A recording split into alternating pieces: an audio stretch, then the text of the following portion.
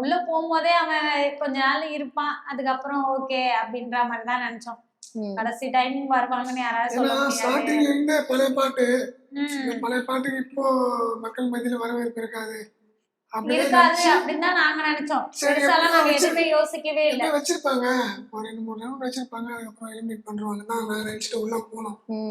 அது இந்த அளவுக்கு ஆனா பழைய பாட்டுக்கு நல்ல ஒரு வரவேற்பு இருந்துச்சு மக்கள் கிட்ட. உங்களோட குடும்பத்தின் சார்பாக நான் நன்றி தெரிவிச்சேன். மக்களுக்கும் மக்கள் சப்போர்ட் இல்லைன்னா கண்டிப்பா தினேஷால கண்டிப்பா வந்திருக்க முடியாது. மக்கள் அவ்வளவு பேருக்கும் அது மக்களுக்கு சாரி கேட்டுக்கிறேன். ஏன்னா தினேஷ் இன்னும் அது மாதிரி ஒரு இன்டர்வியூ கொடுக்கவே இல்லை இன்னும். எல்லாருக்குமே மக்களுக்கு எல்லாருக்குமே ஒன்னே ஒண்ணு சொல்லிக்கிறேன், உங்களால மட்டும்தான் திவினேஷ் கண்டிப்பா வர முடிஞ்சது.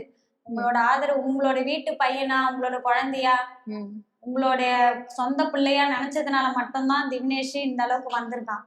மக்கள் எல்லாருக்குமே நான் ரொம்ப கடமைப்பட்டிருக்கேன். ரொம்ப ரொம்ப நன்றி சொல்லிக்கிறேன் அவங்களுக்கு. நான் அவங்களால மட்டும்தான் திவினேஷ் ஆரம்பத்துல இருந்து இப்ப வரைக்கும் அவங்க சப்போர்ட் இல்லைன்னா கண்டிப்பா திவினேஷால வந்திருக்க முடியாது. ஆமா, எல்லா பெரியவங்கள்ல இருந்து சின்ன பசங்க வரைக்கும் எல்லாருமே அவ்வளவு ஒரு திவினேஷனா அவ்வளவு ஒரு உயிரா இருக்காங்க, பாசமா இருக்காங்க.